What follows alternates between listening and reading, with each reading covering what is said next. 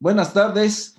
Vamos a iniciar la siguiente conferencia del Foro Académico del Centro de Física Aplicada y Tecnología Avanzada de la UNAM. En esta ocasión tenemos la presentación de la plática Conjugados activables mediante transferencia de energía por resonancia, aplicaciones en teranóstica y sensores luminiscentes, que está a cargo del doctor Gonzalo Ramírez García del Centro de Investigación en Química Aplicada en Saltillo, Coahuila. El doctor Gonzalo Ramírez es químico farmacéutico, biólogo y maestro en química analítica por la Universidad de Guanajuato. Es doctor en química molecular por la Universidad Pierre y Marie Curie en París y realizó una estancia postdoctoral en el área de nanofotónica del Centro de Investigación en Óptica en León, Guanajuato, durante la cual tuvo estancias complementarias de investigación en la Universidad Autónoma de Madrid, en la Universidad de Descartes en París y en la Universidad Rhodes en Sudáfrica. Hace 2 años es investigador catedrático en el Centro de Investigación en Química Aplicada en Saltillo, Coahuila. Sus investigaciones se centran en el desarrollo y aplicación de materiales con propiedades ópticas relevantes para las aplicaciones, como son la luminiscencia persistente, las emisiones por conversión ascendente, el confinamiento cuántico, la nanoplasmónica, la transferencia de energía por resonancia y la fotocatálisis. Cuenta con experiencia en el diseño y síntesis de los materiales que emplea en sus investigaciones, así como en la funcionalización y modificación de sus superficies, su caracterización óptica y fisicoquímica. También tiene experiencia en la evaluación de sus interacciones con macromoléculas y elementos biológicos y en el estudio de su biocompatibilidad y aplicaciones en modelos in vitro e in vivo. De manera general, sus proyectos de investigación han sido enfocados en el desarrollo de nanomateriales con aplicaciones en teranóstica y nanosensores. Tiene 2 solicitudes de patentes, ha dirigido diversas tesis de licenciatura y posgrado, así como cursos en los mismos niveles. Dentro de sus áreas de interés personal, bueno, una de las cosas que me comenta el doctor Ramírez es que le interesa el desarrollo de habilidades culinarias, ¿no? Dentro de lo cual aprovecha su experiencia en los países que ha visitado para buscar mezclas interesantes en este ámbito, ¿no? Antes de ceder la palabra al doctor Ramírez, solo quiero recordarles que pueden formular sus preguntas o comentarios en el chat que nos ofrece este medio de transmisión y que una vez concluida la charla le presentaré al doctor Ramírez. Dejo con ustedes al doctor Ramírez. Bueno, pues buenas tardes a todos y muchas gracias primero por la consideración para la presentación de esta plática y por la invitación. En esta charla pues les platicaré primeramente pues una breve introducción al concepto de la transferencia de energía por resonancia, así como sus principios básicos. Después les platicaré un poco sobre la interrelación que existe entre este fenómeno y la nanotecnología y pues las nuevas oportunidades que nos brinda esta combinación y sobre todo pues las nuevas posibilidades de aplicación. Entre ellas haré énfasis en algunos trabajos que hemos desarrollado en los últimos 4 o 5 años y que consisten en el desarrollo de nanosensores nanosensores y algunas aplicaciones biomédicas, principalmente para la detección y el tratamiento de cáncer. Pero, pues bueno, vamos para allá. Primeramente, pues la transferencia de energía ocurre de manera constante en nuestro universo por medio de la radiación y a través de diferentes escalas, desde escalas atómicas hasta interestelares. Esto significa que un donador de energía puede estar separado de su receptor tan solo por algunos Armstrong o incluso por algunos cientos de millones de kilómetros. Por ejemplo, el Sol es capaz de transferir su energía hacia la Tierra. Sin embargo, pues ya imaginaremos que toda esta distancia implicará algunos obstáculos.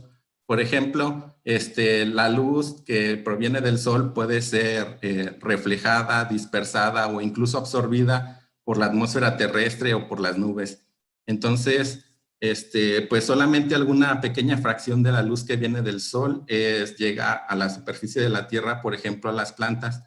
Pero incluso una vez que esta luz ya ha llegado a las hojas, a las plantas, pues solamente alguna pequeña fracción de esta luz es absorbida por ellas, principalmente en las regiones o en las longitudes de onda que corresponden a la región verde y roja del espectro electromagnético.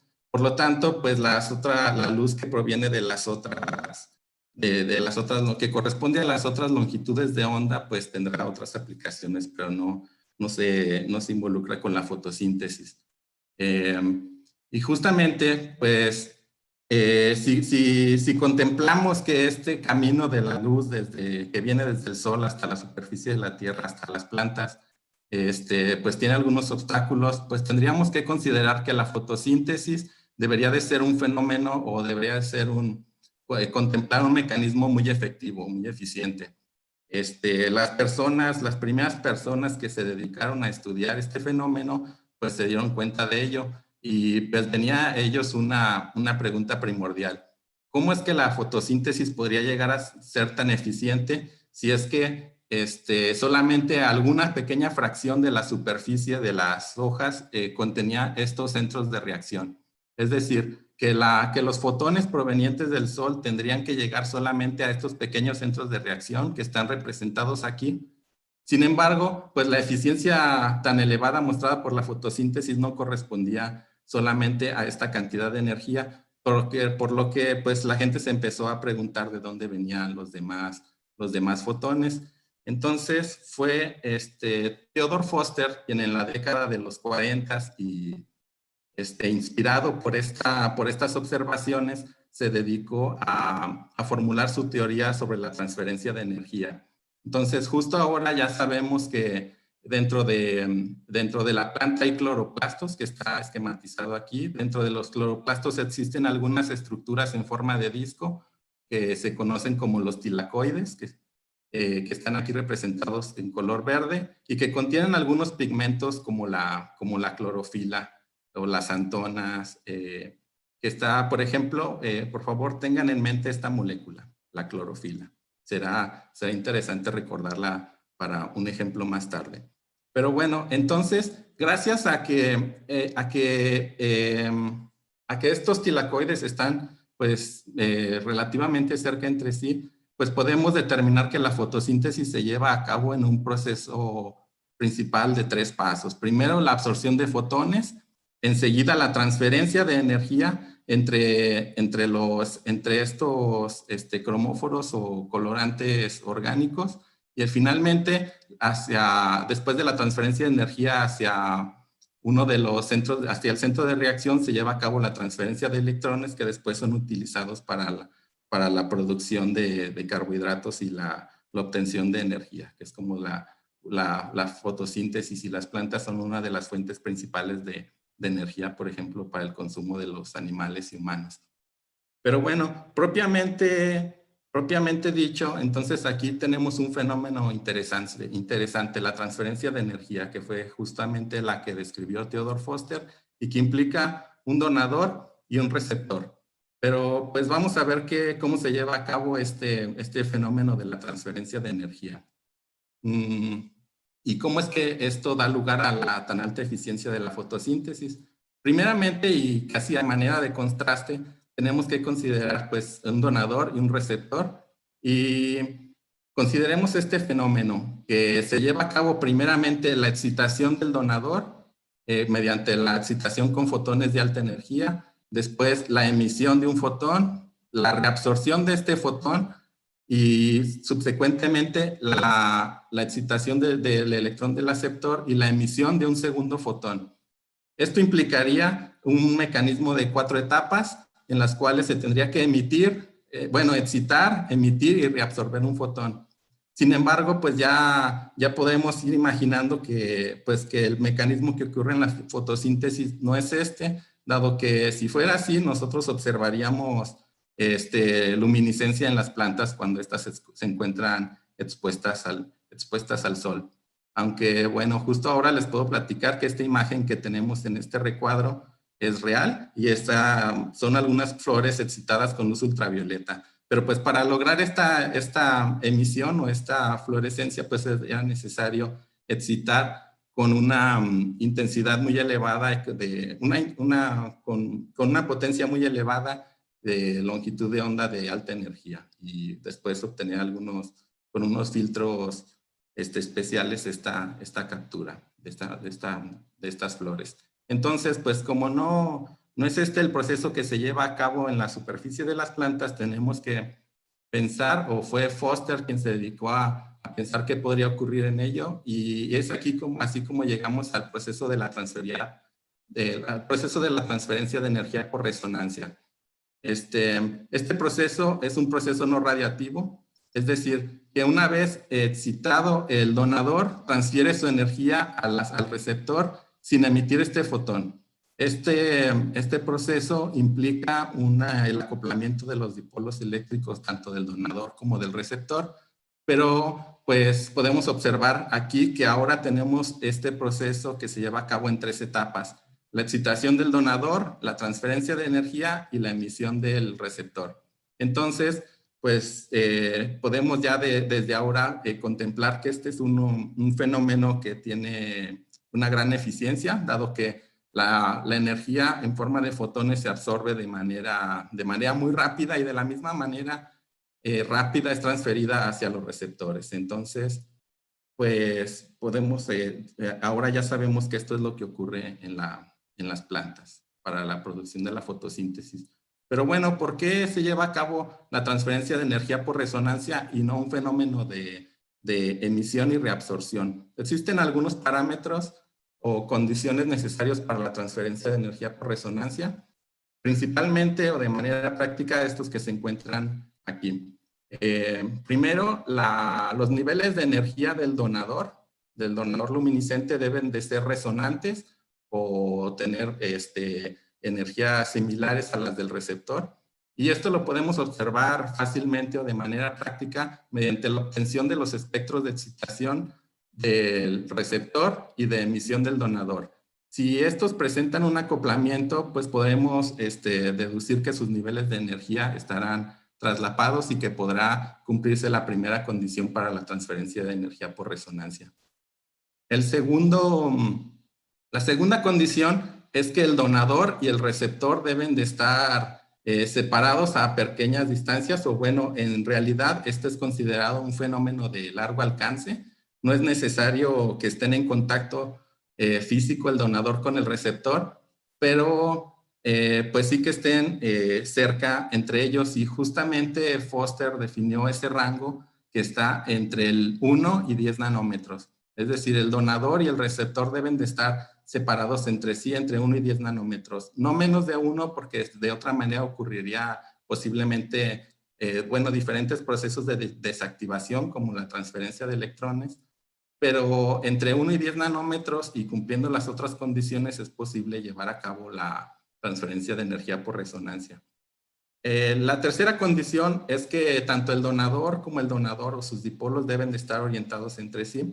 De manera numérica, esto lo podemos calcular mediante el factor K cuadrado, en el cual si los dipolos están orientados de manera colineal, podríamos obtener un valor de K cuadrado igual a 4, lo que significaría que tendríamos una transferencia de energía óptima.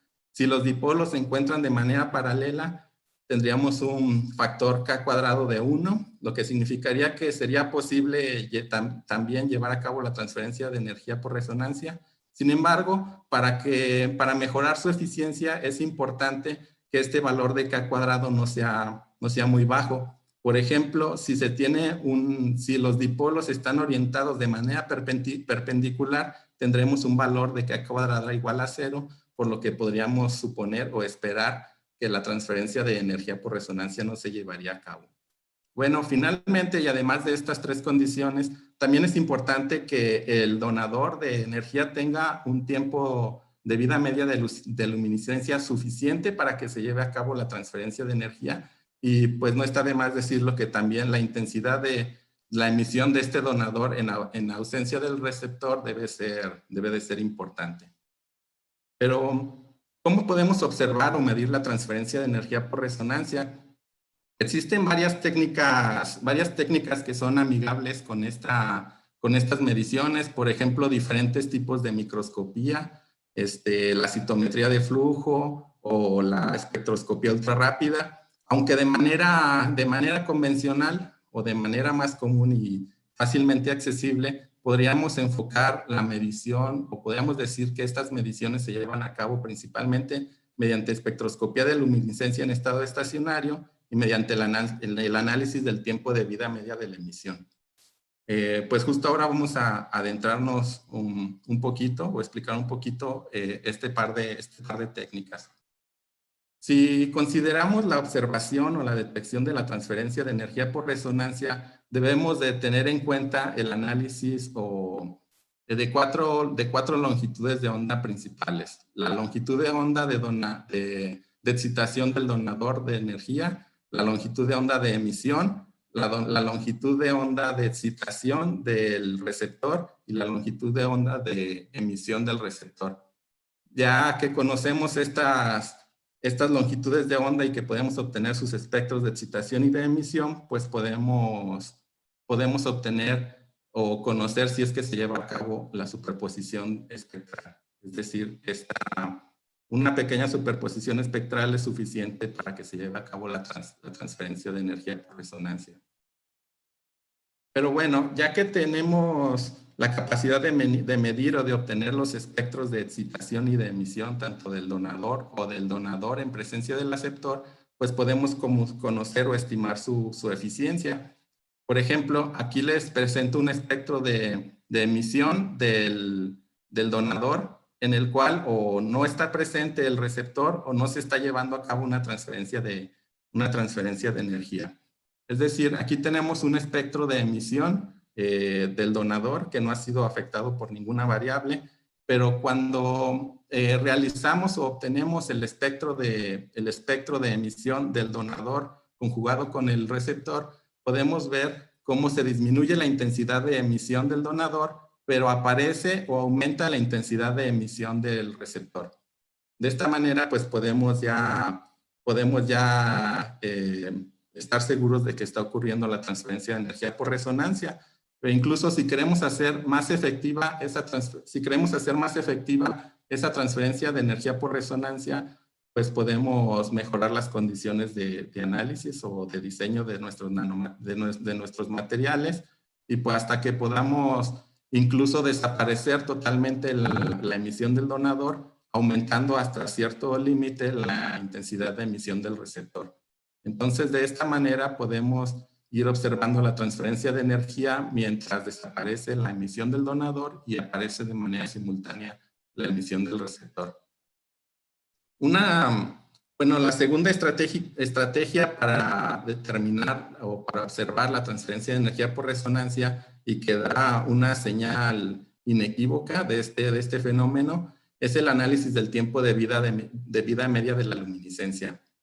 Es decir, cuando pues cada fluoróforo o agente luminiscente tiene un tiempo de vida media particular que está determinado pues por los fenómenos de fluorescencia y también por los fenómenos de relajación no fluorescentes después de la excitación. Si consideramos que cuando se incluye un receptor a este sistema, vamos a incluir un nuevo término que ayudará a la relajación del estado excitado, pues podemos ya contemplar que el tiempo de vida media de un donador en presencia de un receptor cuando existe la transferencia de energía por resonancia será menor que el tiempo de vida media de un donador cuando se encuentra aislado.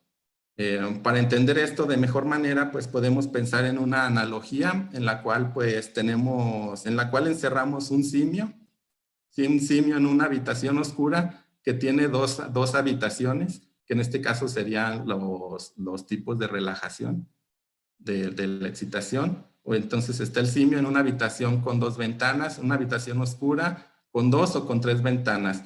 Podremos imaginar que estadísticamente será mucho más simple que el simio escape de esa habitación cuando se tienen 3 ventanas, es decir, 3 tipos de relajación o de desactivación del estado excitado. Entonces, de manera concreta, siempre el tiempo de vida media del par donador-receptor será menor que el tiempo de vida media del donador cuando se encuentre de manera aislada. Entonces, con ello tendremos tanto con la superposición espectral y el análisis de la emisión de manera estacionaria y de manera dinámica, pues tenemos un conjunto de elementos que nos permiten determinar y estar seguros de la transferencia de energía por resonancia. Pero bueno, pues ya que tenemos un donador excitado, pueden ocurrir muchas cosas. Puede ocurrir la luminiscencia, puede ocurrir, por ejemplo, la transferencia de electrones del donador y el receptor mediante una reacción redox, pueden ocurrir otro tipo de reacciones fotoactivadas, o puede ocurrir la transferencia de energía por resonancia. Hasta ahora solo hemos considerado que este fenómeno de la transferencia de energía por resonancia activa un donador que es fotoluminiscente. Entonces, la manera de observarlo es mediante la medición de la luminiscencia del receptor. Pero pues es posible obtener o desarrollar otro tipo de fenómenos activables con la luz. Por ejemplo, mediante fenómenos fotoeléctricos, fotodinámicos o fototérmicos. Justo ahora conocemos una gran cantidad de materiales que son capaces de desarrollar estos fenómenos, o sea, de producir electrones al ser activados con la luz, o de producir radicales libres, o de inducir el aumento de la temperatura. Entonces, si consideramos todas estas posibilidades de fotoactividad o de fotoactivación, pues podemos ya ir imaginando que la transferencia de energía por resonancia podrá tener una cantidad inimaginable de aplicaciones. Pero bueno, justo ahora o en años recientes y gracias al desarrollo de nuevas técnicas espectroscópicas y de análisis, y en consonancia con el desarrollo de la nanotecnología, podemos desarrollar una gran cantidad de materiales, nanomateriales que pueden presentar este tipo de fenómeno. Gracias a las técnicas de síntesis actuales, pues podemos diseñar y sintetizar diferentes estructuras a nuestro antojo. Podemos obtener esferas, cubos, rods, bastones, planos, láminas, cintos, estrellas, flores, cualquier morfología que nos podamos imaginar. Justo ahora somos capaces de sintetizar cualquier morfología y cualquier estructura, y gracias a ese diseño podemos controlar o manipular la red. Pues sí, esto es muy interesante y muy importante, porque si recordamos la separación ideal designada por Foster, medida o descubierta por Foster, se encuentra entre 1 y 10 nanómetros. Entonces, pues ya podemos ver que mediante el control de la estructura y arquitectura de estos nanomateriales podemos controlar la transferencia de energía por resonancia. Y un ejemplo simple de esto es mediante las estructuras núcleo-coraza, ya que pues podemos tener donadores luminiscentes que pueden constituir el núcleo, y una coraza que puede ser implementada pues ya sea para algún fin específico, pero además para separar al donador del receptor. Es decir, si nosotros incorporamos algún objeto, molécula, partícula en la superficie de una partícula con núcleo coraza, esta separación entre el donador y el receptor corresponderá al espesor de la coraza. Entonces, pues ya tenemos una estrategia simple y adicional para controlar la transferencia de energía por resonancia y sus aplicaciones.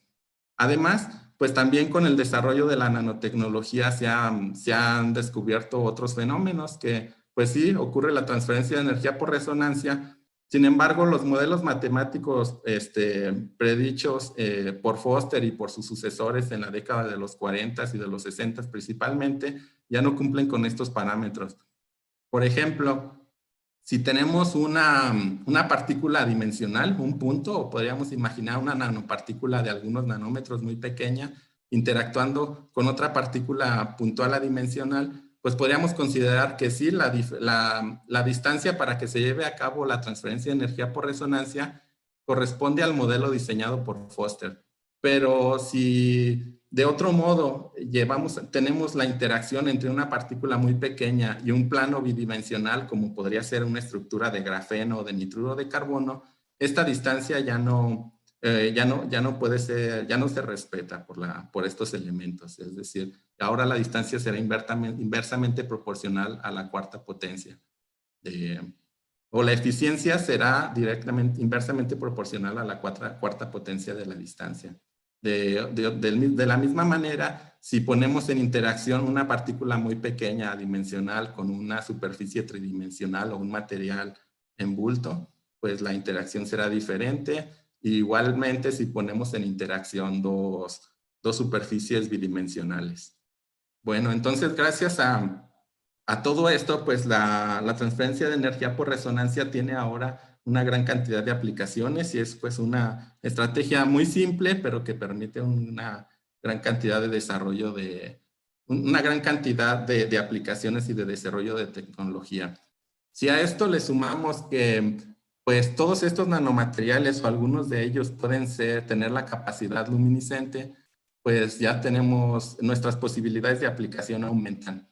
De manera particular, en mi experiencia personal, pues me ha llamado la atención los fenómenos luminiscentes, pues son perceptibles y que son presentados por diferentes compuestos, ya sea orgánicos, como la fluorescencia o fosforescencia principalmente, o inorgánicos, como los puntos cuánticos, la luminiscencia persistente y la conversión ascendente. En esta imagen trato de agruparlos en función del tiempo de vida media de su emisión, que puede ser de entre algunos nanosegundos y microsegundos para la fluorescencia, algunos microsegundos a segundos la fosforescencia, prácticamente o de manera convencional algunos nanosegundos para los puntos cuánticos, aunque la luminiscencia persistente puede llegar a emitir después de quitar la fuente de excitación durante varias horas, bastante tiempo, y esto puede ser utilizado, por ejemplo, para la generación de anuncios luminosos en las carreteras sin necesidad de instalaciones eléctricas. Y de manera particular, el fenómeno de conversión ascendente. De manera convencional, todos estos fenómenos luminiscentes son promovidos mediante la excitación con luz o con fotones de longitud de onda de alta energía. Es decir, la longitud de onda de excitación siempre será menor a la longitud de onda de emisión. Sin embargo, en la conversión ascendente, la energía de excitación siempre es menor que la energía de emisión. Es decir, la longitud de onda de excitación es mayor que la emisión. Pero entonces, ¿cómo es que se lleva a cabo este fenómeno? Pues no es que se esté llevando a cabo no es que estemos rompiendo o violando la ley de conservación de la energía. ¿Cómo es posible excitar con fotones de baja energía y obtener emisiones de alta energía? Pues es justamente mediante un proceso de transferencia de energía en el cual algunos compuestos como pues los fluoruros de itrio y sodio, fluoruros de gadolino y sodio, de lutecio y sodio, óxido de circonio, varios óxidos metales como estos que se encuentran aquí, y dopados principalmente con iterbio y tierras raras. Existen muchas otras configuraciones, pero a manera de ejemplo, siempre contienen, o bueno, generalmente presentan la iterbio, que es utilizado como un receptor de energía primario y que a su vez, después de ser excitado con longitudes de onda típicamente en el rango de 808 nanómetros o 980 nanómetros, esto es promovido un electrón hasta su nivel excitado. Después la energía es transferida mediante un fenómeno de transferencia de energía por resonancia hacia los receptores, que típicamente son tierras raras, como el erbio, el tulio, el olmio o algunos otros. Entonces, mediante la excitación con diversos fotones de baja energía, es posible promover uno de los electrones de ese receptor hacia niveles de energía mayores y de esa manera obtener emisiones de mayor energía o de longitudes de onda que pueden ir desde el visible hasta el cercano infrarrojo.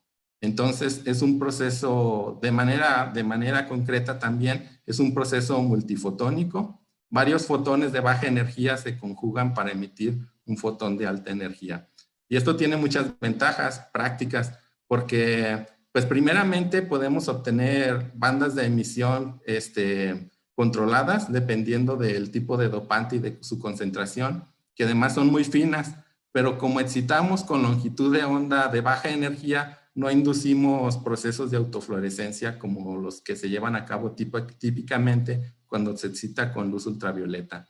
Entonces, si excitamos con luz de baja energía, también podemos prever que vamos a disminuir los posibles efectos tóxicos de la luz. Por ejemplo, cuando llevemos a cabo las aplicaciones biomédicas, pues no alteraremos la piel con la excitación mediante luz ultravioleta. Entonces, pues ya que tenemos estos materiales y que podemos controlar su longitud de onda de emisión, pues podemos tener una familia bien completa de donadores de energía que, pues estando en la escala nanométrica, nos servirán para diseñar diversos objetos conjugados para aplicaciones biomédicas. Y justamente, actualmente la transferencia de energía por resonancia tiene diferentes aplicaciones. De manera convencional o de manera histórica, esta técnica de transferencia de energía por resonancia ha sido vital para el entendimiento o el estudio de la conformación de estructuras de macromoléculas o diferentes moléculas, dado que pues estas macromoléculas se encuentran también en la escala de acción de la transferencia de energía por resonancia. Entonces, mediante la activación y desactivación de la red, pues se pueden estudiar diferentes cambios conformacionales de estas moléculas o sus interacciones entre sí o con algunos otros agentes. También otras aplicaciones pueden ser pues en el desarrollo de celdas solares, de fuentes de iluminación y varias otras. Aunque a mí o de manera particular las que me han llamado la atención son las aplicaciones biomédicas, por ejemplo, el desarrollo de sensores ópticos para el escaneo biomédico o biológico y para el desarrollo de terapias fotoactivables. Pues de manera general, estos nanoconjugados de los que les voy a presentar ahora algunos ejemplos, pues son conformados por un donador de energía, que ya sea que se trate de puntos cuánticos, de nanopartículas con luminiscencia persistente y la mayor parte de ellos por nanopartículas con conversión ascendente.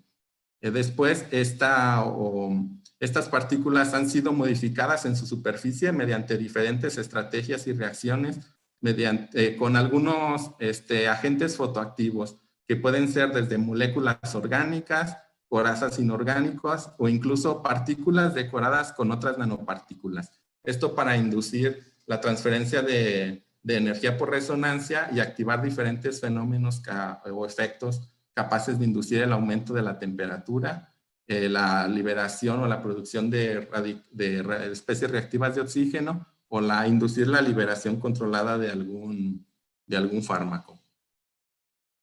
Justo ahora, primero les presentaré un par de ejemplos solamente sobre nanosensores ópticos basados en transferencia de energía por resonancia. Y esto me ha llamado mucho la atención porque pues gracias a los nanosensores ópticos que son muy prácticos y que llegan a ser portátiles y baratos, pueden sobreponerse a algunos inconvenientes de las técnicas convencionales de análisis que implican pues instrumentos sofisticados y la operación por personal altamente capacitado. Entonces, pues estos nanosensores ópticos los hemos enfocado principalmente al desarrollo o para la detección de analitos de relevancia biomédica, como pueden ser algunas biomoléculas o fármacos, o también para algunos analitos de interés agrícola, como algunos microorganismos benéficos o patógenos, el desarrollo la concentración de fertilizantes o nutrientes, la presencia de virus, pesticidas o algunos otros agroquímicos o analitos de interés agrícola que permitirán garantizar la seguridad alimentaria de una población cada vez más creciente. Pero bueno, justo aquí, primero les presento un ejemplo. Es el desarrollo de un sensor turn-on para la cuantificación de fosfatos. Los fosfatos están implicados en una gran cantidad de procesos biológicos y son esenciales para la vida, ya sea de animales o plantas, humanos. Y bueno, la estructura de este sensor incluye lo siguiente. Primeramente, una nanopartícula, un donador de energía que es activado mediante conversión ascendente, que en este caso es óxido de circonio dopado con iterbio y yerbio con concentraciones con concentraciones especiales para inducir la emisión en el rojo. Después tiene una coraza de óxido de circonio que tiene múltiples funciones, entre ellas aumentar la intensidad de la luminiscencia y también servir como modulador de la transferencia de energía por resonancia. Pues estas nanopartículas con núcleo coraza han sido funcionalizadas con moléculas orgánicas, pues ya que necesitábamos un receptor de energía para modular esa emisión, pues pensamos en un colorante orgánico y que además es biocompatible o que es de consumo humano, que es el verde rápido. Esta estructura es este colorante de grado alimenticio que presenta una interacción débil con la superficie de las partículas. Entonces, nosotros, a sabiendas de la interacción fuerte entre el grupo fosfato y el óxido de circonio, pues pudimos desarrollar este sensor, dado que en presencia del grupo fosfato se va a romper esta estructura y se va a formar un complejo ahora nanopartícula fosfato, mientras que el colorante orgánico será liberado de la superficie. Por lo tanto, pues ya que se alejará de la superficie del donador, pues se desactivará el proceso de transferencia de energía por resonancia y volverá a la emisión. Bueno, pues para ello pues tuvimos que desarrollar una estrategia primeramente que nos permitiera controlar a nivel de nanómetros el espesor de la coraza, y pues ya que teníamos estas partículas optimizadas y bueno, en todo caso siempre caracterizadas por técnicas instrumentales que nos permiten conocer de manera adecuada su estructura, pues obtuvimos sus propiedades ópticas. Aquí podemos ver cómo se lleva a cabo la superposición entre el espectro de emisión de las nanopartículas y el espectro de excitación del colorante verde rápido. Entonces, pues ya podemos suponer que se lleva a cabo la transferencia de energía. Cuando medimos su espectro de emisión, el espectro de emisión de las partículas, por ejemplo, la curva azul, de manera aislada o sin la presencia del verde rápido, tenemos una emisión muy intensa. En presencia del verde rápido, esa emisión desaparece casi totalmente. Podemos ver aquí al fondo pues el espectro en verde que desapareció casi totalmente, pero después al mismo par conjugado, después de ponerlos en interacción con el grupo fosfato, se recupera de manera gradual esa emisión. Entonces, pues para esto representa para nosotros una señal analítica que podemos cuantificar. Pues nuevamente, para verificar la transferencia de energía por resonancia, llevamos a cabo la medición de los tiempos de vida media de decaimiento de la nanopartícula aislada, de la nanopartícula en presencia del colorante verde rápido y de la nanopartícula en presencia del grupo fosfato, y podemos ver cómo se lleva a cabo un decaimiento decaimiento del tiempo de vida de la emisión, una reducción. Por lo tanto, pues se verificó la transferencia de energía por resonancia. A manera de resumen, pues podemos ilustrarlo con este diagrama de Jablonski, en el cual pues se llevan a cabo un par de tipos de procesos de transferencia de energía. Primeramente, después de la excitación con 980 nanómetros, se lleva a cabo, 975, 980 nanómetros, se lleva a cabo la excitación de los electrones del iterbio, después la transferencia, diversos procesos de transferencia de energía por resonancia hacia el herbio, y finalmente la transferencia de energía por resonancia hacia el receptor cuando no se encuentra presente el grupo fosfato, y de esa manera la desactivación de la luminiscencia. Pero bueno, si queremos cuantificar al grupo, las concentraciones de diferentes tipos de fosfatos en las superficies de estas partículas, pues podemos ir adicionando de manera secuencial diferentes especies de fosfatos en soluciones reguladoras de pH, y podemos observar cómo a manera que se incrementa la concentración de fosfatos, se lleva a cabo la recuperación de la emisión. Esto es como el espectro de emisión, pero aquí podemos ver una fotografía. Es decir, a simple vista podemos ver cómo se recupera la emisión, es decir, que se desactiva el proceso de transferencia de energía por resonancia y se recupera la emisión en presencia del grupo fosfato. lo podemos cuantificar esto mediante la integración de estas bandas de emisión y logramos concluir o logramos la detección con un límite de hasta 6 nanomolar. Esto pues sí, con la ayuda de un espectrofluorómetro, pero pues a simple vista también pudimos determinar la presencia de fosfatos. Pero pues no es necesario un fluorómetro para llevar a cabo esta cuantificación. Es posible, si queremos realizar algunas mediciones más simples, obtener pues, la integración o contar el número de píxeles que existen en áreas delimitadas de cada una de estas imágenes obtenidas bajo las mismas condiciones y podemos obtener también límites de detección muy bajos que nos permiten aumentar sus aplicaciones prácticas. Otro segundo ejemplo, o un par de ejemplos que involucran la transferencia de energía por resonancia, pero ahora de manera indirecta, es el desarrollo de nanosensores basados en el aumento en la espectroscopía CERS o Raman.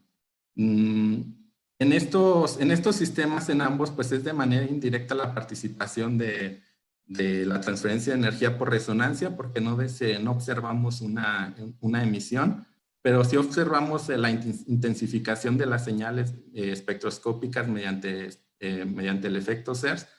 El rol de la transferencia de energía por resonancia en estos sistemas es simplemente que mediante la deposición de o la modificación con una capa de grafeno en estos sustratos de análisis es posible atenuar o absorber la emisión de los analitos y de esa manera desactivar la fluorescencia y al mismo tiempo estimular el aumento de la eficiencia del efecto CERS, para la cual la luminiscencia llega a ser un inconveniente. Gracias a estos sistemas, pues hemos podido medir o cuantificar un par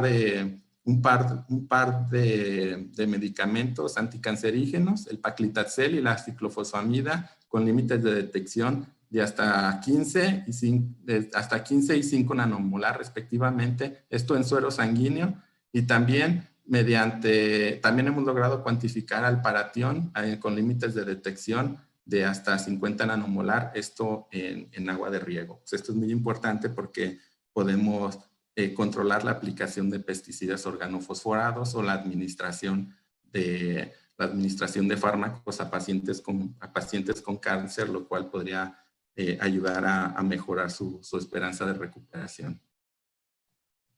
Ok, entonces ahora el segundo tipo de aplicaciones, más allá de los nanosensores en los que nos hemos enfocado, son las aplicaciones biomédicas.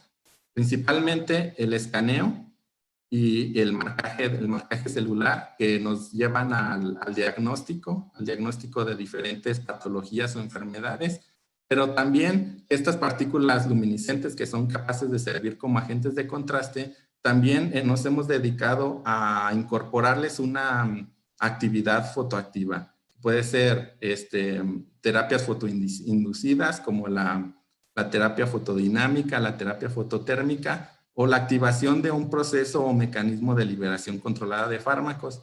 Si nosotros consideramos el diagnóstico de una enfermedad o patología y lo combinamos con algún medio de tratamiento, llegamos al concepto de la teranóstica. Entonces, la teranóstica es la combinación de diagnóstico con tratamiento en alguna sola etapa, que gracias a los nanomateriales podemos incluirlos en un solo nanoconjugado o en un solo objeto con propiedades de detección y de tratamiento teranósticas. Pero bueno, primero pues tenemos que considerar los alcances del escaneo óptico. Estos pueden permitir la detección de diversos tipos de patologías o de la evaluación o seguimiento de procesos celulares, estudios de vascularización, la detección de anomalías como tumores o estudios de biodistribución, por ejemplo, durante el desarrollo de algunos fármacos. Y aquí les presentaré algunos ejemplos de los nanomateriales conjugados que hemos desarrollado, que incluyen puntos cuánticos, nanopartículas con luminiscencia persistente y con conversión ascendente. En este primer ejemplo son puntos cuánticos con estructura de núcleo coraza-coraza, en los cuales fueron modificados primeramente con un separador. Aquí hay una estructura que es el glutatión, que fue utilizado como separador y para permitir el anclaje de algunas otras moléculas fotoactivas que son capaces de producir radicales libres cuando son estimuladas con longitud de onda adecuada. Si recuerdan, esta molécula o estas moléculas son muy parecidas a la molécula de la clorofila que vimos al principio y que pues, al mismo tiempo también son muy similares a la molécula de la hemoglobina que está incluida, al grupo hemo de la hemoglobina que se encuentra en nuestra sangre. Entonces, pues podemos llegar a pensar que estos materiales pueden llegar a ser biocompatibles. Pero bueno, entonces, en este trabajo nos dedicamos a modular el tamaño de a modular la emisión de los puntos cuánticos mediante el control de su tamaño. Es decir, conforme aumentamos el tamaño de estos puntos cuánticos, la longitud de onda de emisión es desplazada hacia longitudes de onda cada vez más largas. De esa manera logramos el acoplamiento con la longitud de onda o con el espectro de excitación de cada una de estas talocianinas. En este ejemplo es una talocianina de zinc. Y gracias también a la variación de este centro metálico podemos controlar la longitud de onda, las longitudes de onda de excitación de estos objetos. Entonces, gracias al fenómeno de transferencia de energía por resonancia, pues hemos sido capaces de estimular estos nanomateriales mediante luz ultravioleta y producir o inducir la producción de radicales libres.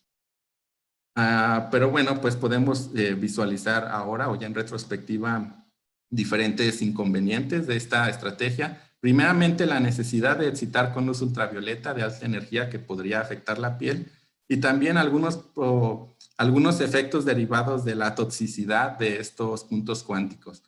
Aunque los puntos cuánticos son principalmente tóxicos o su toxicidad se deriva principalmente de su desintegración y la liberación de algunos de los elementos que llegan a ser tóxicos como el cadmio, pues nosotros incluimos la segunda coraza de sulfuro de zinc con el objetivo de disminuir esa posible toxicidad, dado que durante el proceso de metabolismo o del viaje de estos puntos cuánticos en el organismo, solamente la capa más externa podría ser degradada, pues dándole tiempo suficiente para su eliminación antes de que el cadmio pudiera ser liberado dentro del organismo. Entonces, pues aún así, pues teníamos diferentes inconvenientes, ¿no? Que podemos visualizar y a los cuales los tenemos que sobreponer. Por ejemplo, pues el inconveniente que queda es la excitación, la necesidad de excitación con luz ultravioleta. Y justamente si nosotros nos dedicamos a desarrollar objetos que van a ser introducidos al organismo, tenemos que considerar la ventana de transparencia biológica, que es la región del espectro electromagnético en el cual la luz puede traspasar de manera más simple a través de la piel, o es la región del espectro electromagnético que no es absorbida de manera primordial por los componentes del organismo y principalmente de la piel, como el agua, la hemoglobina, la melanina. Entonces podemos desarrollar objetos que tendrán que ser excitados y que emitan en esta región, que principalmente incluye entre 600 y 1380 nanómetros. Y bueno, entonces considerando lo anterior, pues inicialmente diseñamos un tipo de, unos agentes de contrastes basados en nanopartículas con luminiscencia persistente, cuya composición es esta, galato de zinc dopados con cromo, y que su superficie fue modificada para poder eliminar sus interacciones o reducir en gran medida sus interacciones con el sistema inmune y poder llevar a cabo el marcaje de algunos tumores. Y esto es el marcaje pasivo. Si podemos observar en esta imagen, aquí hay un ratón al cual le fueron inducidos 3 tumores y que fueron detectados por el contraste derivado de estas partículas con luminiscencia persistente. Como la emisión de estas partículas dura bastantes horas, pues las partículas pueden ser excitadas incluso antes de ser administradas a los animales o a los objetivos. Por ejemplo, para llevar a cabo la detección de estos tumores, pues las partículas fueron excitadas o podrían ser excitadas incluso 4 horas antes y después observar, detectar la presencia de estos tumores o diagnosticarlos. Pero además, pues si consideramos que el espectro de excitación de estas partículas se encuentra pues en este recuadro naranja, una pequeña fracción de una de las bandas de excitación se encuentra dentro de la ventana de transparencia de tejidos también. Por lo tanto, podríamos reexcitar estas partículas una vez que ya están dentro del organismo, sin tener los inconvenientes derivados de la excitación con la luz ultravioleta. Entonces, pues estas partículas nos brindan ya una gran aplicación, que es la detección pasiva de tumores. Pero bueno, para ir más allá, estas partículas también pueden ser modificadas con moléculas similares en las que, a las talocianinas, por ejemplo, una talocianina de silicio que está aquí.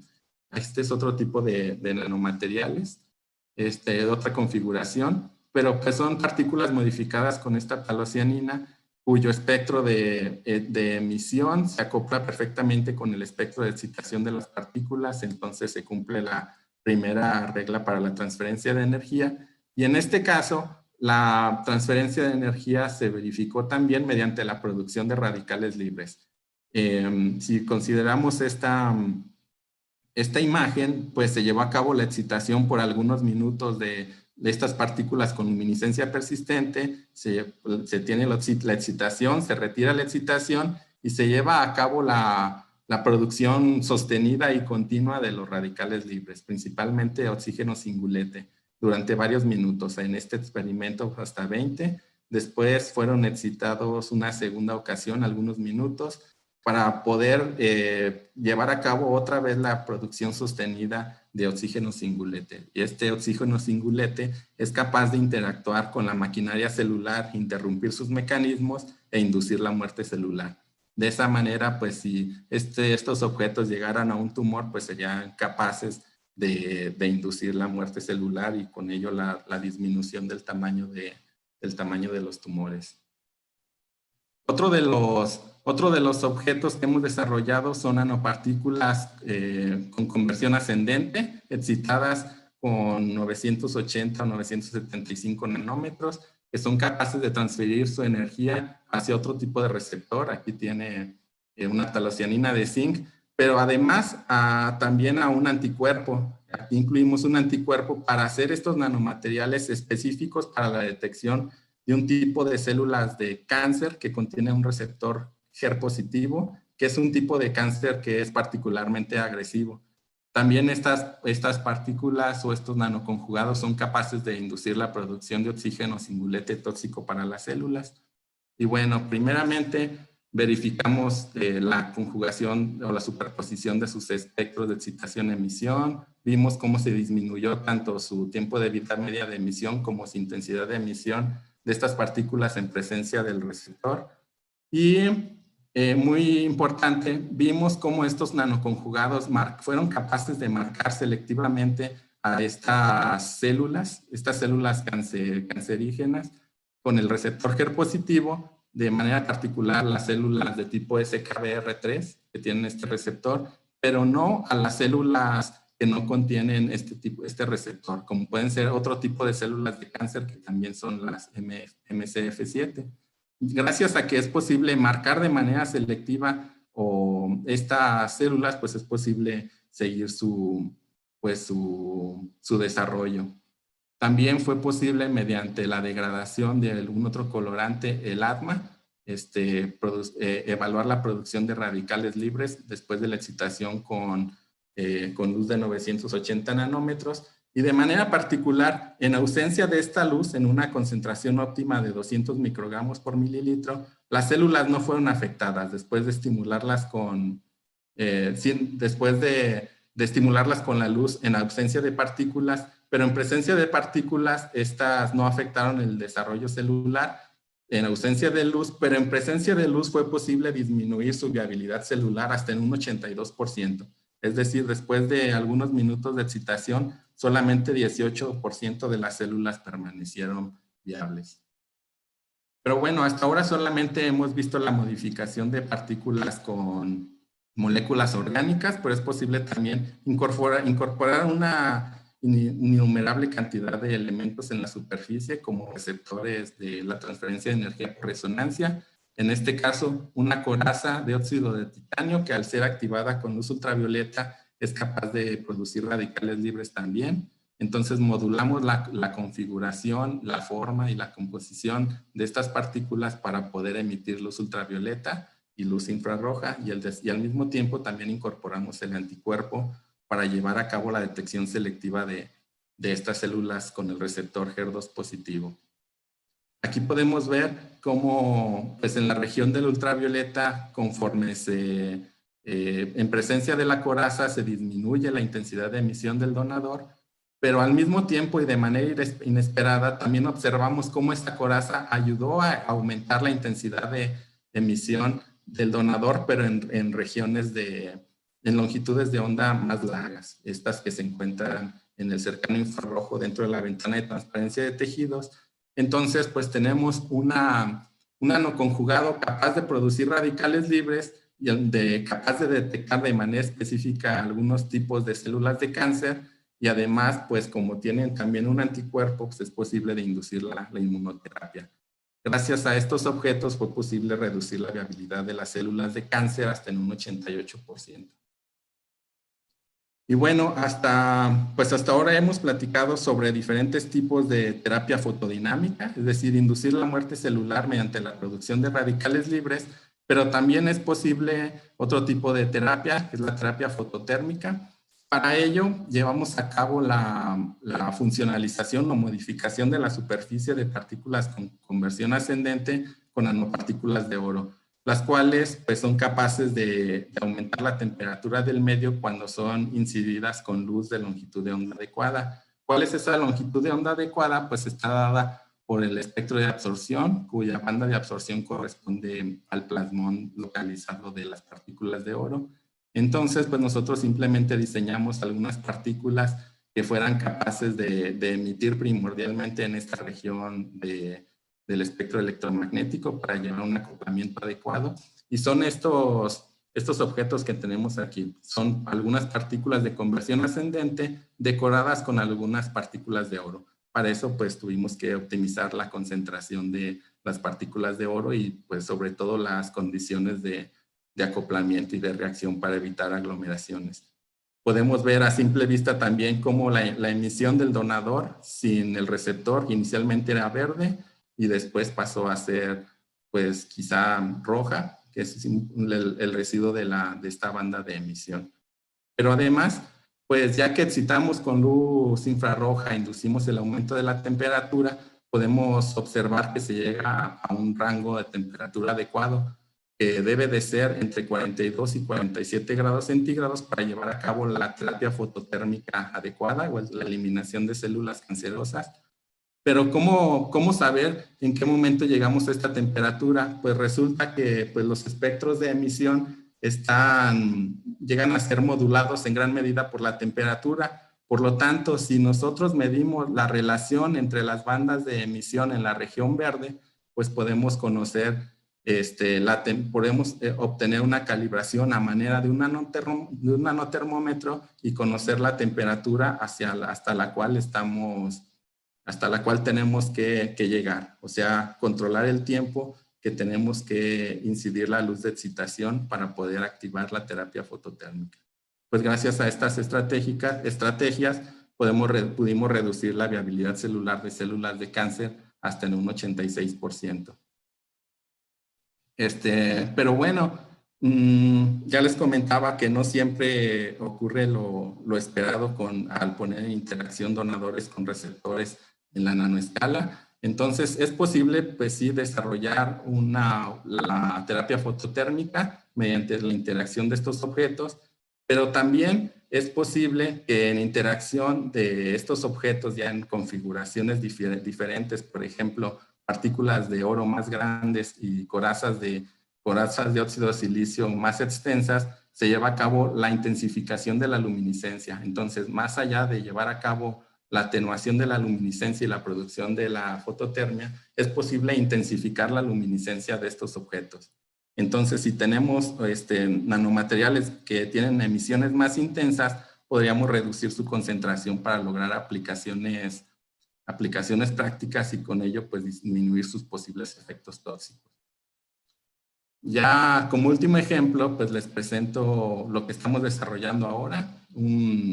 Estamos desarrollando nanomaterial híbrido que consiste en una sección magnética y una sección luminiscente por conversión ascendente, que tiene emisiones en el cercano infrarrojo y en el ultravioleta, con la intención de encapsular estos complejos híbridos dentro de una membrana polimérica que contiene el polinipam y el coespiropirán, en el cual el coespiropirán es sensible a la luz ultravioleta y puede inducir un proceso de atrapamiento y liberación controlada de fármacos, y esto no inducido con la luz de ultravioleta, que es usada tradicionalmente, sino de manera indirecta, mediante transferencia de energía por resonancia. Esta liberación se podría activar mediante la liberación, mediante la excitación con longitud de onda de 980 nanómetros.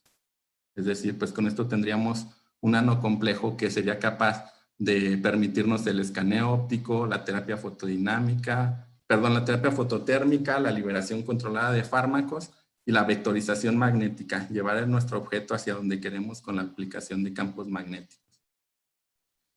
Y bueno, ya para terminar, algunas perspectivas de estos trabajos son el desarrollo de prototipos de nanosensores portátiles, por ejemplo, para medirlos con un smartphone de manera sencilla en cualquier lugar o en cualquier laboratorio. También el desarrollo de nuevas configuraciones de nanoconjugados multifuncionales, ya sea para aplicaciones en humanos y en plantas, la evaluación de la actividad de estos objetos in vivo, estudios de interacciones de estos nanomateriales con diferentes macromoléculas, porque cuando están en interacción o cuando estos materiales entran al organismo e interactúan con las macromoléculas, pues adquieren una nueva identidad y su destino podría ser diferente. Y finalmente, pues todo esto debe de involucrar diferentes estudios de toxicidad y biocompatibilidad, pues para garantizar que sean capaces de diagnosticar o de tratar enfermedades sin generar efectos secundarios. Esto ya se llevaría a cabo también en modelos in vitro, in vivo, incluso en plantas también. Pues quiero agradecer primeramente a todos los colaboradores que han hecho posible estos trabajos, sobre todo también a los estudiantes que han realizado la mayor parte de estos experimentos y muy especialmente a todos ustedes. Muchas gracias por su atención y espero poder responder sus preguntas. Muchas gracias. Muchas gracias, Gonzalo. Tenemos prácticamente un par de preguntas, ¿no? Rafael Navarro Uro pregunta, ¿cómo se lleva a cabo la conjugación multifotónica de bajo nivel de energía para que ocurra la emisión de fotones de alta energía? Y otra pregunta más en el ámbito del comportamiento general. Este problema de la toxicidad y biocompatibilidad es seguramente uno de los limitantes importantes para las aplicaciones que nos has que nos has propuesto, ¿no?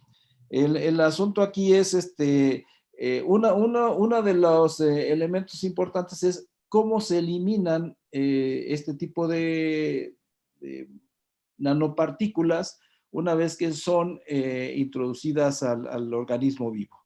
Creo que estaría en la línea de resolver parte de estos problemas y tal vez la idea sería una visión general de la solución a estos problemas de toxicidad y biocompatibilidad.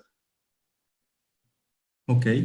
Bueno, pues primeramente, ¿cómo es posible llevar a cabo la excitación con longitudes de onda de baja energía y la emisión con longitudes de onda de alta energía? Pues mediante un proceso multifotónico en el cual pues se excita diferentes fotones o un proceso de múltiples fotones es capaz de promover la emisión de un solo fotón de mayor energía.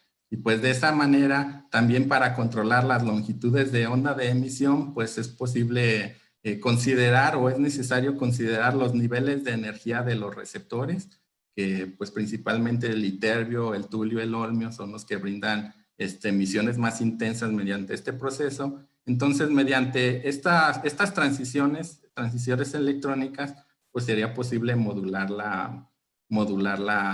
las emisiones y de esa manera pues controlar también la transferencia de energía. Entonces, múltiples fotones de baja energía son capaces de promover la emisión de uno o pocos fotones de mayor energía. En el ámbito de la toxicidad, para tratar de responder a la segunda pregunta, pues sí es una pregunta muy, muy compleja. Primeramente, ¿cómo es que se lleva a cabo la eliminación de estos objetos? Pues es importante mencionar primeramente que pues nosotros podemos diseñar un objeto que puede llegar a ser activo, pero cuando entre en interacción con los elementos dentro de un sistema vivo, pues este va a cambiar su identidad. Es muy conocido el efecto de la corona de proteínas. Por ejemplo, cuando una partícula entra al organismo mediante vía intravenosa, pues las diferentes proteínas que se encuentran en la sangre o en el plasma, pues llegan a interactuar con esta superficie. Entonces, pues el comportamiento de esta partícula podría ser variado. Y bueno, si es que son tóxicos o no, todos estos compuestos, pues es importante considerar que no hay recetas para controlar la toxicidad, pero pues ya veíamos, por ejemplo, que los puntos cuánticos son generalmente tóxicos gracias o debido a que se disuelven y liberan compuestos tóxicos, pero otros procesos de toxicidad pueden ser también la producción de radicales libres, la producción de radicales libres no controlada, por ejemplo, cuando estos llegan a los liposomas dentro de las células. También es posible que en interacción con algunas células o tejidos, por ejemplo, del sistema retículo endoplásmico, que es a donde van a parar la mayor parte de los nanomateriales que son introducidos al cuerpo, que incluyen órganos como principalmente el hígado o el vaso, pues empiezan a tratar de ser degradadas. Si llegan a ser degradadas de manera rápida, pues estas pueden ser eliminadas mediante las heces. De otra manera, de manera muy general, algunas partículas que tienen tamaños muy pequeños, por ejemplo, de menos de 10 nanómetros, llegan a ser capaces de ser eliminadas mediante la orina o mediante una vía renal. Pero pues para partículas mayores es importante también considerar, pues además de su superficie, sus posibles interacciones. Y pues se ha visto también de manera muy general que las partículas con carga positiva pueden llegar a presentar una mayor cantidad de interacciones con los elementos biológicos, entonces tardar más tiempo para su eliminación. Entonces, una posible solución para ello, pues, es trabajar en diferentes métodos de administración, pues que pueden ser sí intravenosa, pero pues, por ejemplo, incluir estas partículas en transportadores que se activen mediante algún estímulo, por ejemplo, los liposomas evitarían cualquier interacción de estos objetos con el sistema inmune hasta que lleguen al interior de las células. Pues también la modificación celular, la modificación superficial específica con algunas moléculas, principalmente de cadenas largas, que disminuyan también la interacción con el sistema inmune o que faciliten su distribución y eliminación en el organismo. Y pues finalmente también controlar su degradación. Por ejemplo, en algunos estudios de toxicidad que realizamos con los nanomateriales con luminiscencia persistente, justo en este trabajo, pues en un estudio completo, pues logramos observar que mediante la implementación de una cadena de polietilenglicol de 5000 kilodaltons, pues fue posible eliminar todos sus efectos tóxicos en ratones en un periodo de hasta 6 meses. Esto contrario a partículas sin modificar, por ejemplo, que contenían grupos hidroxilos, que pues llegaban a causar varios problemas, desde inflamación, presencia de infiltrados linfoides en las células, en los hepatocitos, la pérdida de peso de los ratones y muchas otras. Entonces, pues mediante la modificación superficial o el diseño de vehículos para el transporte de estas partículas, podría ser posible controlar su toxicidad.